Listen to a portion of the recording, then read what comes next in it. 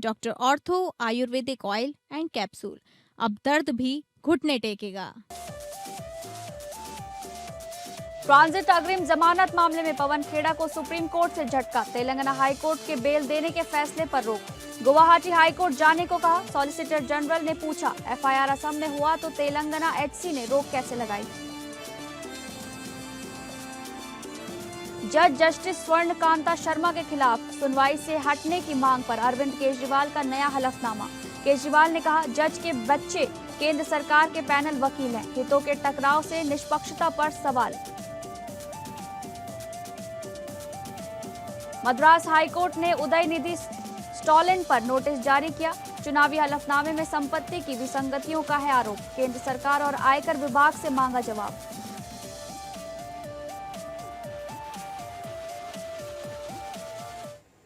नमस्कार, मैं हूं शालिनी राणा। आप सभी का स्वागत है अपने लोकप्रिय कानूनी प्रोग्राम लीगल हेल्पलाइन में। इसमें हमारे कानूनी विशेषज्ञ रोजमर्रा की जिंदगी की समस्याओं से जुड़े कानूनी मसलों पर आपकी शंकाओं का समाधान करते हैं। आप भी इस प्रोग्राम से जुड़ सकते हैं और फोन करके हमसे कानूनी राय ले सकते हैं। आज हम आपको कोर्ट फीस एक्ट से जुड़ी जानकारी देंगे, जिसमें दिव्यांगों के कानूनी हक के तमाम पहलुओं पर जानकारी देंगे हमारे आज के कानूनी विशेषज्ञ अधिवक्ता परमानंद पांडे जी। सर, आपका बहुत बहुत स्वागत है लीगल हेल्पलाइन में। तो दर्शकों, अगर आपका इस मसले पर कोई सवाल है तो आप फोन करके हमसे राय ले सकते हैं। हमारे फोन नंबर्स हैं 0120612793 हमारा दूसरा फोन नंबर है 0120612793। वापस चलेंगे हमारे आज के कानूनी विशेषज्ञ अधिवक्ता परमानंद पांडे जी के पास और आपसे जानेंगे सर कि कोर्ट फीस एक्ट क्या है और इसके उद्देश्य, ऐतिहासिक पृष्ठभूमि और भारत में इसके लागू होने की आवश्यकता क्या थी। शाली जी, ये औपनिवेशिक काल का हमारे पास एक्ट है। ये 1870 में इसको लागू किया गया था जी। तो इस एक्ट का, हर एक्ट जिसका एम्स एंड ऑब्जेक्ट्स होता है, हर एक्ट का कुछ उद्देश्य होता है जी। इसके पीछे भी उद्देश्य था कि अनाप शनाप के केस जो लोग लेके चले जाते हैं कोर्ट में, वो न जाने पाए। एक तो ये, दूसरा यह है कि उससे कुछ राजस्व की प्राप्ति हो कोर्ट को। कोर्ट फीस इस ठीक, जिससे कुछ राजस्व की प्राप्ति हो और वो कोर्ट का काम जो है ठीक ढंग से चलता रहे।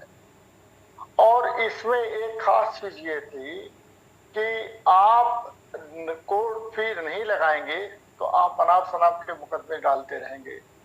तो इस चीज को रोकने के लिए कि अनाप शनाप के लोग मुकदमे न डालते रहें, कोर्ट फीस लगाई हुई। अगर ये न लगाई जाए तो क्या करेंगे, लोग एक एप्लीकेशन लिखेंगे और कोर्ट में पहुंच जाएंगे। फिर वो कहेंगे कि नहीं, हम कोर्ट फी लगाने की जरूरत नहीं है और आप हमारी सुनवाई करिए। तो जज आते हैं कोर्ट में, पूरी उनकी व्यवस्था होती है। कोर्ट में चपरासी होते हैं, कोर्ट में पेशकार होते हैं। ये सारे लोगों का खर्च होता है, बिजली का खर्च है, सारी चीजों को देखना पड़ता है।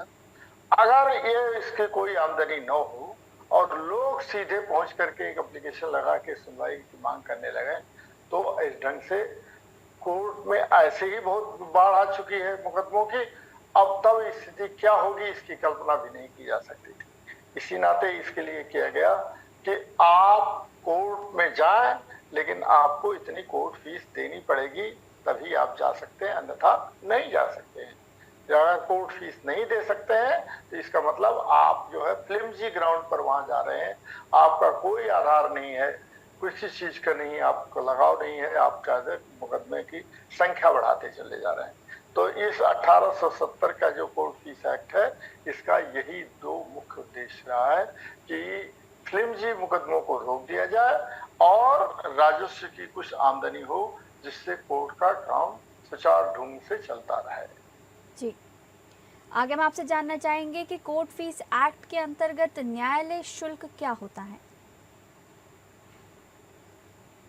देखिए, कोर्ट फीस एक्ट के तहत जो शुल्क है, अब आप दो तरह के शुल्क इसमें होते हैं जी। एक तो ये है कि आप एड वैलोरम माने मूल्यानुसार कर देते हैं जी। और एक कुछ चीजों पर आपको मूल्यानुसार नहीं, शुल्क न तो घटाया जा सकता है न बढ़ाया जा सकता है। कुछ चीजों पर आपको शुल्क देना पड़ता है और बहुत कम मात्रा में देना पड़ता है, बहुत कम संख्या जो उसके अनुपात है उसमें बहुत कम देना पड़ता है।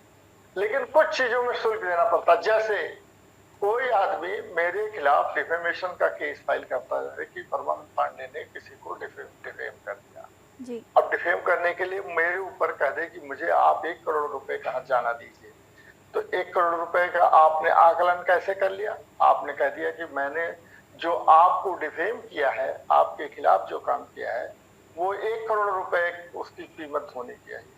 तो 1 करोड़ रुपए की कीमत होनी चाहिए, तो कृपा करके आप 1 करोड़ रुपए का जो खर्च लगता है, जो उस पर मूल्यानुसार आपको देना पड़ता है, आप उसको दीजिए। बहुत सारी चीजों में हर स्टेट गवर्नमेंट का अलग अलग हो गया था, ये हालांकि ये सेंट्रल एक्ट है लेकिन हर राज्य में थोड़ा थोड़ा फर्क है जी। अब मान लीजिए कई राज्यों में ऐसा है कि 1 लाख रुपए तक में 5% का आपको शुल्क देना पड़ता है, कोर्ट फीस देनी पड़ती है।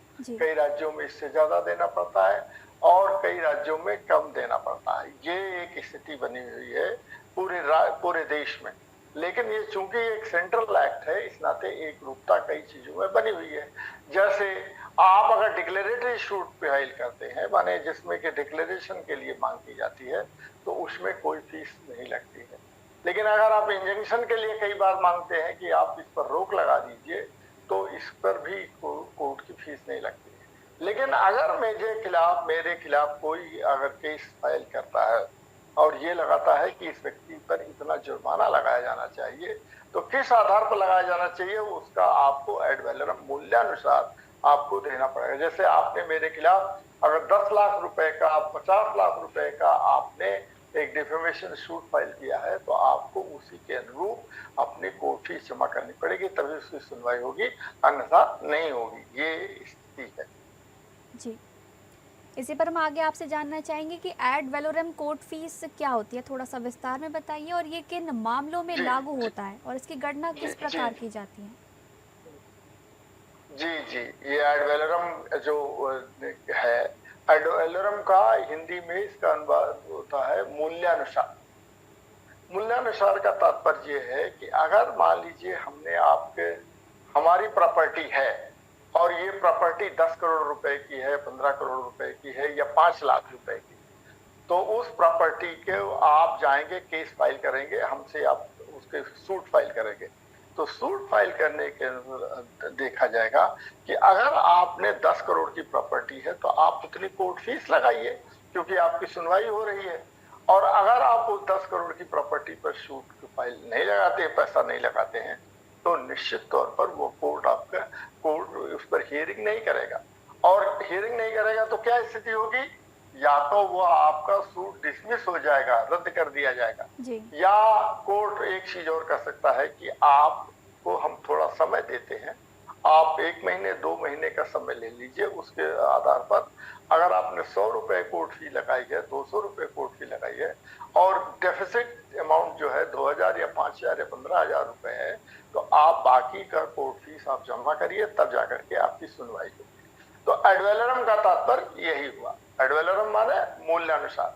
अगर मान लीजिए मेरा मकान 5 करोड़ या 2 करोड़ या 50 लाख रुपए का है और हमने कोई मुकदमा फाइल किया है, कोर्ट में दायर किया है, तो उस मुकदमा दायर करने के दौरान ये 50 लाख रुपए के मकान पर 50 लाख रुपए के मूल्यानुसार मुझे देना पड़ेगा, कोर्ट फीस देनी पड़ेगी।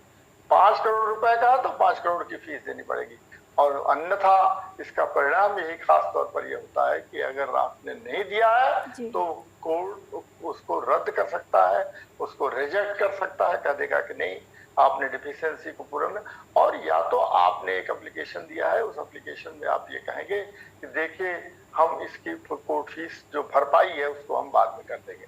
या एक चीज और भी कोर्ट में आजकल सामान्य तौर पर होता है, जैसा कि हम लोग भी देखते हैं कि अगर आपने कोर्ट फीस पूरी नहीं जमा किया है तो एक एप्लीकेशन लगाते हैं कि जब हमारा ये फैसला हो जाएगा तो जो भी हमारे पास कोर्ट फीस के बकाया राशि होगी उसको हम पेमेंट कर देंगे। ये एक अंडरटेकिंग देना होता है। ये अंडरटेकिंग का भी तो 3 स्थितियां आती हैं, या तो उसको रिजेक्ट कर दिया जाए, या उसको भरपाई करने के लिए आपको समय दे दिया जाए, या आपको एक एप्लीकेशन लगाएं जिसके आधार पर कोर्ट ये कह दे कि जब इसका फैसला होता है तब जो भरपाई होगी आप उसको कर दीजिएगा। ये स्थिति है, ये एड वैलोरम में ही आता है। जी परमानंद जी, आगे हम आपसे जानना चाहेंगे कि कोर्ट फीस का अगला प्रकार जो कि होता है फिक्स्ड कोर्ट फी, ये क्या होता है और किन प्रकार के मामलों में ये लागू होता है? जी, आपने ठीक कहा। एक तो एड वैलोरम हो गया, एक फिक्स कोर्ट फी होती है। फिक्स कोर्ट फी, मान लीजिए जैसे मैं कोई एफिडेविट फाइल करना चाहूँ तो कोर्ट फीस मैंने उसमें एफिडेविट में हमको ये नहीं होता है कि आपको 1000 रुपए की एफिडेविट लगा दिया। उसका एक कोर्ट फीस फिक्स्ड होती है कि आप इतने के स्टैम्प पेपर पर आप अपना एफिडेविट बना सकते हैं। कई ऐसी चीजें होती हैं जिन पर कि आपको कोर्ट फीस फिक्स्ड होता है। जैसे हमने एक काम किया कि हम बता रहे हैं कि देखिए हमारा ये चीजें स्थिति आ गई हैं और इस पर कोर्ट फीस जो होती है आपको उस एफिडेविट पर आपको कोई चीज का फीस नहीं देनी पड़ेगी। आपको 100 रुपए का या 50 रुपए का जो उस राज्य का हिसाब है उस राज्य के हिसाब से देने पड़ते हैं। तो फिक्स कोर्ट फी में यही चीज होती है कि उसमें बढ़ाया नहीं जा सकता है कि चाहे तो आप मान लीजिए एफिडेविट दे रहे हैं और कह दें कि इस एफिडेविट में हमको 5000 रुपए 15,000 रुपए का नुकसान हुआ है, तो हुआ है तो आपका एफिडेविट है, उस एफिडेविट पर कोई चेंज नहीं किया जा सकता है। आपको उतना ही फीस देनी पड़ेगी जितना कि एफिडेविट पर वहां उस राज्य में लागू होता है।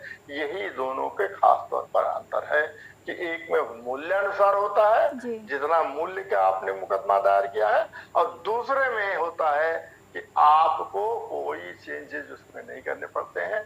उसका एक निर्धारित मूल्य होता है, उसी निर्धारित मूल्य को पूरा करने के बाद आपको मुकदमा दायर करने का अधिकार मिल जाता है। जी, आज हम बात कर रहे हैं कोर्ट फीस एक्ट के बारे में, जिस पर ज़्यादा जानकारी दे रहे हैं हमारे आज के विशेषज्ञ कानूनी अधिवक्ता परमानंद पांडे जी। परमानंद पांडे जी, आगे हम आपसे जानना चाहेंगे कि कोर्ट फीस एक्ट के अंतर्गत किन दस्तावेजों पर न्यायालय शुल्क लगाया जाता है, और हमारे दर्शकों को थोड़ा सा बताइए कि विभिन्न प्रकार के वाद पत्र, अपील, आवेदन आदि के संदर्भ में थोड़ा सा समझाइए। थोड़ी देर में वापस जुड़ेंगे हमारे कानूनी विशेषज्ञ अधिवक्ता परमानंद पांडे जी से। अगर आपका तब तक कोई सवाल है, कोर्ट फीस से जुड़ी आपको कोई भी जानकारी चाहिए, तो आप सहायता के लिए हमारे फ़ोन नंबरों पर संपर्क कर सकते हैं। हमारे फ़ोन नंबर स्क्रीन पर फ्लैश हो रहे हैं। हमारा फ़ोन नंबर है 0120612737। हमारा दूसरा फ़ोन नंबर है 012061272938। जो आपका प्लेंट माने आपने जो मुकदमा तैयार किया है, मुकदमा तैयार करने के दौरान ही आपको ये उस पर रजिस्ट्री बता देती है कि आपको इस पर फीस इतना लगाना है, और इस पर फीस लगाने के बाद ही उसकी सुनवाई होगी।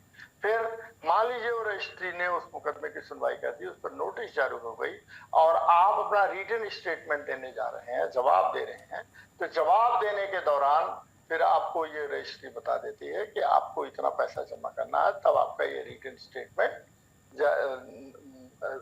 देखा जाएगा। ये 2-3 चीजें होती हैं जिस पर कि आपको ये सारी चीजें देनी पड़ती हैं। फिर आपको अपील का, मान लीजिए लोअर कोर्ट से कोई फैसला हो गया और उसके खिलाफ आप अपील में हायर कोर्ट में गए हैं, तो हायर कोर्ट में जाने के समय आपको एक कोर्ट फीस देनी पड़ती है, तभी जाकर के उसकी सुनवाई होती है। या रिवीजन करने के लिए आपको दिया है और कोर्ट ने सीपीसी के अंतर्गत ये कहा है कि आपको इतना पैसा जमा करने के बाद तब जाकर के इसका रिव्यू होगा या इसका रिवीजन होगा। इन्हीं 3-4 मसलों को देख करके ही उस पर हियरिंग होती है, तब जाकर के कोर्ट जो है उस पर हियरिंग करता है, या नोटिस जारी करता है, या सम्मन जारी करता है। ये स्थिति है। जी परमानंद पांडे जी, आगे हम आपसे जानना चाहेंगे कि कोर्ट फीस एक्ट के स्केड्यूल 1 और स्केड्यूल 2 में क्या अंतर है? देखिए, शेड्यूल 1 शेड्यूल 2 में आपने ठीक ही कहा। देखिए, दोनों में अंतर ये है कि एक तो एड वैलोरम होता है जो शेड्यूल 1 है, और एक होता है जिसमें कि निश्चित राशि होती है जिसको कि आपको देना पड़ता है। तो निश्चित राशि में बहुत कम राशि होती है जिसको कि आपको देना पड़ेगा।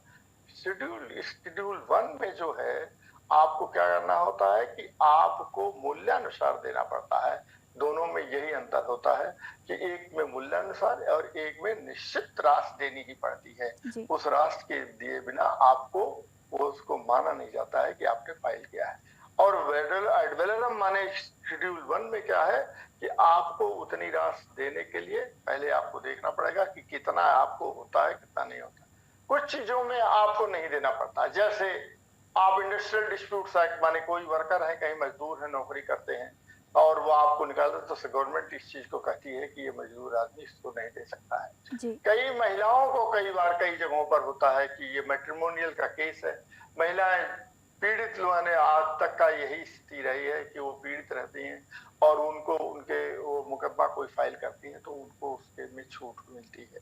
तो ये कुछ ऐसी चीजें होती है जिसमें उनको छूट मिलती है। अन्यथा कई ऐसे मुकदमे होते हैं जिसमें आपको आपकी संपत्ति से जुड़ा हुआ मसला है तो उसमें आपको कोर्ट फीस देनी पड़ती है। दोनों में यही अंतर है। शेड्यूल 1 में एड वैलोरम होता है, शेड्यूल 2 में क्या होता है कि आपको एड वैलोरम नहीं है, एक सर्टेन अमाउंट देना पड़ता है जो कि बहुत ही कम होता है। ये दोनों का खास अंतर है। जी, आगे हम आपसे जानना चाहेंगे कि न्यायालय शुल्क का भुगतान कैसे किया जाता है। कोर्ट फीस, स्टैंप, ई स्टैंपिंग और अन्य तरीकों की प्रक्रिया को थोड़ा सा समझाइए। जी देखिए, ऐसा है कि स्टैंप ऐसा तो नहीं है कि बस उसके लिए क्या होता है कि आपको मान लीजिए 5,000 रुपए का स्टैंप फी देनी पड़ी, तो स्टैंप फी 5,000 रुपए के जाके खरीद के आप उस पर चिपका करके दीजिए कि आपको 5,000 का स्टैंप फी लगा हुआ है। या आजकल ई स्टैंपिंग हो गई है, आजकल आप इलेक्ट्रॉनिक से जा करके आप देंगे 5,000 रुपए या 3,000 रुपए, आप यूपीआई से पे करिए, भीम ऐप से पे करिए या किसी तरह से पे करके आप उसको ले लीजिए, ले करके आपको वहां से दे देंगे कि आपका stamp for this much amount has been paid. अब आपको अगर ये मिल गया है कि इतने अमाउंट का फी आपको कोर्ट फीस दे दी गई है तो वह आपकी प्लेंट सुना जाएगा। तो स्टैंपिंग होती है या फ्रैंकिंग मशीन से कर दिया जाए, या आप स्टैंप फिजिकल स्टैंप पेपर खरीद करके और उस पर टिकट की तरह से मिलता है, वो एक सादे कागज पर लगा करके आप उस पर ये लिख देते हैं कि देखिए हमने इतने का टिकट लगा दिया है और वो इसकी चाहे तो गणना कर ली जाए, देख लिया जाए। तो उस स्थिति में आप की अपील जो है, आपका सूट जो है मान लिया जाता है। ये तो इस नाते इसका जो तरीका है आपको ये बता दें कि सबसे जरूरी चीज है कि आप या तो स्टैंपिंग से लें या फिजिकल फॉर्म में लें या उसकी फ्रैंकिंग कराएं। ये इन्हीं तरीकों से ही आप उसको जमा करा सकते हैं। यही उसका खास तरीका है जिसके तरीके दिए हुए हैं। और आप जब जाएंगे कोर्ट में तो रजिस्ट्री कराते समय वो रजिस्ट्री के दौरान ही ये बता देते हैं कि किस तरह से आपको फीस जमा करानी है और फीस जमा कराना पड़ता है। जी, परमानंद पांडे जी, आपका बहुत बहुत शुक्रिया कोर्ट फीस एक्ट से तमाम जानकारी हमारे दर्शकों तक साझा करने के लिए। फिलहाल लीगल हेल्पलाइन में बस इतना ही। नमस्कार।